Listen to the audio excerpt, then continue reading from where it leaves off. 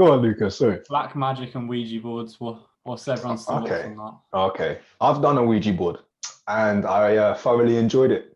I really did. That's brave. I know two people who have done a Ouija board. A friend of mine did it shortly after her sister had passed away, and her sister came through and contacted her.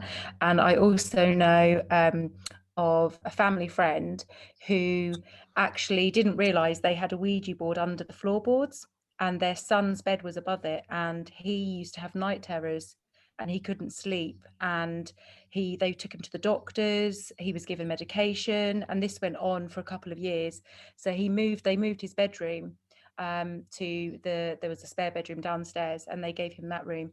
And when they ripped the carpet up and doing the floorboards, they found the Ouija board, and they now believe that that's why he was literally, he would be asleep and he would just shoot right up, and it was like something had come like over him, or he just spirit had got hold of him, and he would freak out. It was like The Exorcist. My brother used to have night terrors about 4 or 5 years ago, and I used to go in his room because he used to hear the screaming. He'd be, "Oh, it's like 2 a.m. What are you doing screaming?" I used to go in there and he'd like look at you, but he'd like be looking at something behind you, and he'd like look through you. Okay, so I fully believe that you will see what you want to see. Mm-hmm. And the power of the mind is capable of tricking itself. The mind will see something, the eyes will see something, like, it's almost like traits in people. If you tell yourself enough, that person's a mean person, you won't even give them a chance.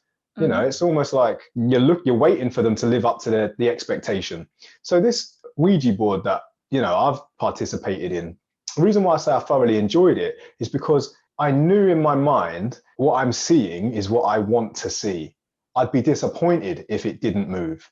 I'd be upset and I don't want to be upset. So my mind and body, everything made it do what I wanted it to do. As far as like, stories of these young boys that have, Lucas, your brother included, it's like, don't know how to explain that. But I would be interested to know, because, I listened to another podcast called Stuff You Should Know. They have an episode on Ouija boards, and it was actually created by Hasbro. Do you know the board game maker, Hasbro? They made that, or they took the pattern of that. I'm pretty sure that's what they said in the episode. So it was actually a game. People used to play it like a party game, come round and we'd, have a social, and we'd get a Ouija board out, because it's just a game. However, if it's now used as a tool to cast spells or, invite extra realms or ghosts or extraterrestrials, then did I just say extraterrestrials? Yeah. Right. It could be them. Maybe that's how ET got here. They did a Ouija board. Phone's broke. You have to use this board.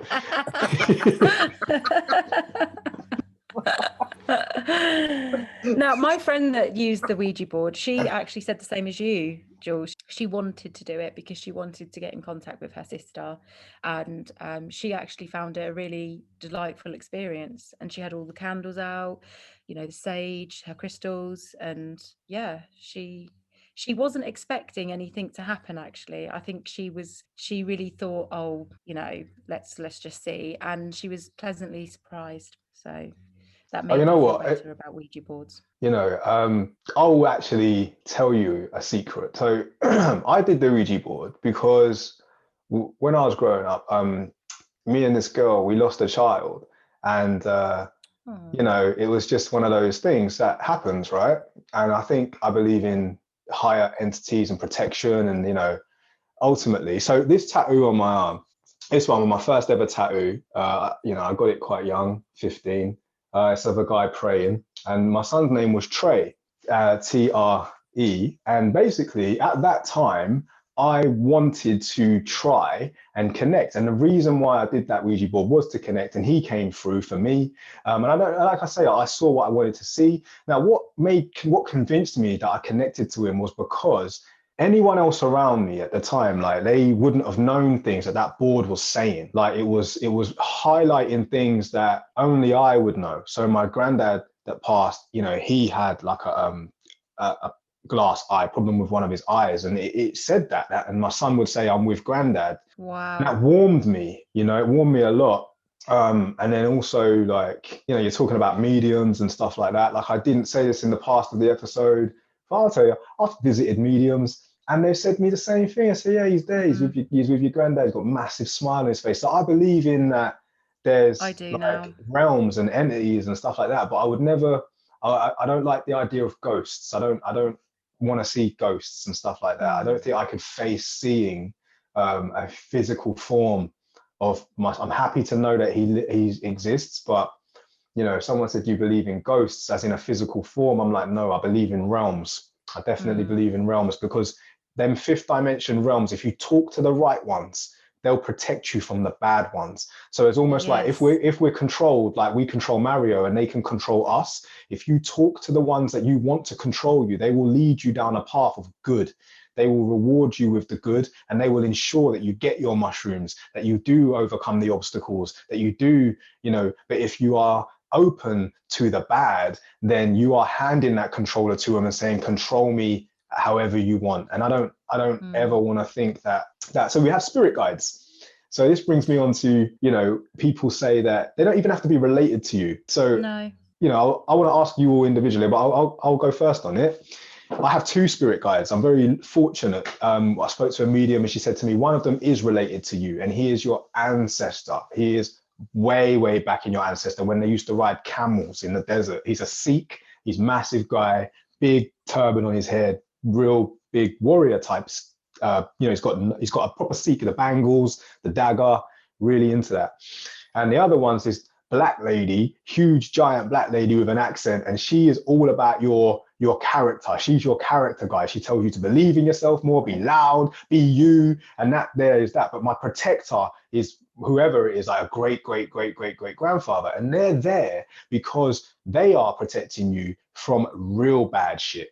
Like there will be people trying to get to you, but obviously they don't influence what you do. That's down to something else, partly you as well. Like you'll be given an element of choice, but they are there to ensure that you have direction and guidance in your intuition. So if, for example, you know you should have gone left, but you went right, your spirit guides are stood behind you like, he told you to go left. But, you know, I'm sorry, all right? The next time, jeez. And, you know, even those times when you're faced with something that you need to stand up and talk about, you have one of them screaming, just be you, be you. You have no idea the possibilities that lie ahead if you just accept what we're trying to get you to do. And it's very powerful. And I wanted to ask if any of you know your spirit guides, and have you had anyone explain it to you before? When I saw the medium, she said to me that I had this little old man who had a Jack Russell dog who followed me around, and he was the old neighbour from when I was a kid. Apparently, I used to talk to. She also said that I have a friend. When I was 14, my friend died very suddenly, and she was also 14, and she explained her, she described her, she told me her name. Again, similar to what you said, Jules, she said things that no one else would know. So I knew it was all, you know, she was in touch with the spirits and everything. She said that she would be there. She was watching me, and she said that she was holding a bucket and swinging a bucket, and I was sitting there thinking, I don't know what that is, but we used to go car washing together, me and this friend that died. So the bucket was obviously to do with the car washing. Anyway, and she also brought through my nana, and she said that she was with me, but she never mentioned it, like what you said, which I'm really intrigued about. Actually, it makes me want to go and see another medium with the actual spirit guides, people like ancestors and just, you know, character guide. I'd love to know if I do have that. Yeah. She only brought those spirits that were apparently are around me all the time, making sure that I'm okay, and Yes, just they are watching over me, I suppose she said. So they will get you out of situations and push you towards situations when you're ready. I like to believe they are there, and I'd like to believe that, you know, when I go to the next dimension, I'll be there with people as well. So yeah, I do like the thought of that. Do you want to know what's even funnier? So I say it's funny. When you reach a certain level of enlightenment, right? I practice a lot of meditation, yoga. I'm trying my best to just really understand what it is that I emit that comes back, because that's the power of the mind. I don't think we know enough about it, but I think I'm doing my own case study and research. But one of the most beautiful things that I stumbled across in my discovery was that you could be sitting at a bus stop and someone else could be sitting next to you, just you and them. And for whatever reason, you engage in conversation. One bus comes and it's not your bus, but it's their bus. And then they get on the bus and away they go. But what they said to you could have been the most powerful thing you needed to hear right there and then. You believe that's a human being. You believe that's someone in this realm. See, I think this has happened. And there's been stories where people, would say, oh, yeah, I've just want to drop a card off for that lady or that guy. Like, who are you on about? He hasn't worked here for years. He's been dead for years. Oh, he would always come over and talk to me. So I do believe that does happen. I do believe that people come into your life for a reason or a season when you're ready to hear it. So we're going to have viewers listening now that are ready to hear this, and we're going to have some that ain't, so they're not going to be viewing it, right? But honestly, I've found myself in situations when I've been at that bus stop or talking to that person, and that's just like a metaphor, bus stop, position, whatever. It could have been anything, right? Could have been a knock on the door, right? It could have been a knock on the door, and it could have been someone just saying, oh, here's this parcel. And you get the parcel and it's the wrong address. Wrong address, or, whatever. It connected you some way or another, but that person you needed to visually see. Maybe they transferred some sort of energy. Maybe, it's all about that, what I would describe as angels on earth. They will get you from A to B. And I explain it sometimes. I've had it, I think, with an ex-girlfriend. Like, I genuinely, truly believe that she was embodied by a spirit that came to me knowing I need to become the form of this woman for you to learn what you need to learn. Because once the lesson was learned, it was our time to separate. And it wasn't nice. It comes with the pain of loss and, because there's a lot of love there. And, when you grieving is because there's still a lot of love there, but you just can't release it to the person you want to, because it's done. It's you move on. And that's why, when people pass and people grieve, it's because you want to love again. But the only person you want to love is the person that's no longer there. When people say, I see my granddad, or I see a person that's passed a lot, yeah, you probably do, because your guides know that you need to release some love. You need to see them to release the love, just to help you resettle. Because otherwise, you could really go grieving. Power of love is it's like a Coke bottle, man. If you don't release it, you're just shaking it up. You'll pop.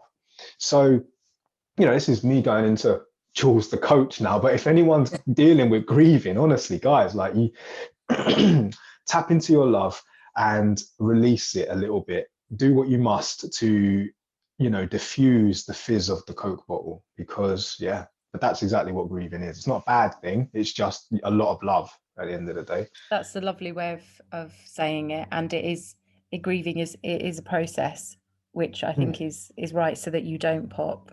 Definitely. I like to believe in the whole spirit thing, and I like to believe in the realms as well. I lost my dad 6 months ago. He died suddenly in August, and I was very close to my dad. And what helps me and helped me with the loss of him is the fact that I do believe he is around. I do believe he is around me, and that love will always be there. And that does help. It stops you from popping. It stops me from popping. So today I actually helped. There was a woman in her car. She was stuck in the ice, and I was plastering at the time, and I thought I'd go down and push her out and help her get up the hill. So I helped her, and she drove off. Maybe I was her little angel today.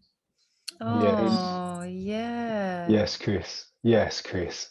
Presented with a choice there. Yeah. And you did the right choice. Yeah. She could have been some little spirit checking that you were on the right path still, Chris. Could have been my mum. I'll call her later, Chris. I'll say, yo, did you get stuck up some hill? Like, did some guy help you out? Thanks, Chris. Help my mum. Thank you, brother. Yeah, no worries, bro. Yeah. I think that's true as well. I genuinely believe that people get presented with choices. And sometimes regret hits hard. Like, I wish I'd done that now. One thing that I always do, and I hate that I do it, but I love that I do it, is that I can't not walk past litter if I see the litter and see a bin. It's like an OCD, because I'm like, it's right there. Now, I don't care who drops it. I honestly don't care, but I have a theory. And my theory is if everyone picked up one piece of litter a day, in 7 days, there'd be no litter to pick up. I love this. Right? 100% with you on that. Right. However, getting everybody to develop this habit. So I told myself, like, start of last year, every day I will pick up one bit of litter and put it in the bin. And now it's a habit of life, to the point where I actually can't not pick it up. The reason why, like, regret and all that is because you could just walk past. You could just be like, it's not mine. I didn't put it there. Well, leave me alone. But I take about 4 steps, then I'm like, oh my God, and I turn around and I gotta get it and I put it in the bin. I can't not, you know, because life choices, it's all about it. So, for example, Chris, you saw that woman struggling to get up the hill, and you could have been like, you know, this is entertaining. But, or like, you know, you get yourself up the hill, I'm pastoring, I'm busy, I'm doing shit, like, and then you're just thinking in your head after like a couple, like, no, all right. It was exactly like that. Exactly like that. I was like, I just think it's lovely I'd always rather want to be one of those people that does help. Yeah, and that does the bit, because we could all just go, oh, that's not my problem. And I think there are a lot of people in the world, you know, it's not their fault they're like it, but they tend to walk past and think that's not my business, I'm not getting involved. You know, I'm just going to carry on in my own little world. But somebody needs to stop and help or pick up the litter. You know, I'm with you on the litter. I actually do it in front of my children, and it's got to the point now where my daughter actually corrects me, and we'll be at a park and she'll be like, look at that, what's that? Who's left that there? It's right there. What's that? And she's like, she goes over and she's picking it up. She's like, oh, honestly. And I'm like, what have I created? I love that. No, I love that, because that is the generation that is going to, I think, save us. Like, we're very aware now that, you know, the amount of plastic that's in the oceans and what we're doing to the planet. And so much. We've got to start doing our bit. The truth is, though, we battle with limiting beliefs or subconscious minds that have been influenced by previous generations. And unfortunately, previous generations were ignorant. They were the generations that believed smoking was a good thing. How flipping stupid. Now, I don't mean to put that, if you're a smoker and you're doing what you do, listen, I'm not telling you how to live your life or whatnot. And I'm sorry if it came across that way, because now I'm thinking about being nice and saying it. But I have to be truthful about this. Like, there are younger generations now looking at smokers thinking, are you stupid? Are you actually stupid? You do know that kills you, don't you? And you're just like this, I know, kid, don't start. How can you tell them not to start? When you're doing it, you must lead by creed and deed. However, what they are being is the example, and explaining it to the younger. Yeah, just you know, you got to have these examples. So everyone's got a good part to play. I'm not cussing out smokers or whatnot, but there are previous generations that honestly are so innocent in their ignorance. However, the younger generations, because they're born into a world of so much exposure, they're, I think, going to be the ones that literally clean it up. And it's quite a burden to inherit. But one thing we need to do is encourage them to do it, but we've got to do it by example. And I think that's what's hard for older generations. That pill, that swallow of, okay, I know that I used to be like that. I've got to be better. You know, don't wish it was easier. Wish you were better. How have we gone from ghosts to this? This is what I love about the Elite Thinking Club. We just to litter picking, to being a good example and leading into the next generation.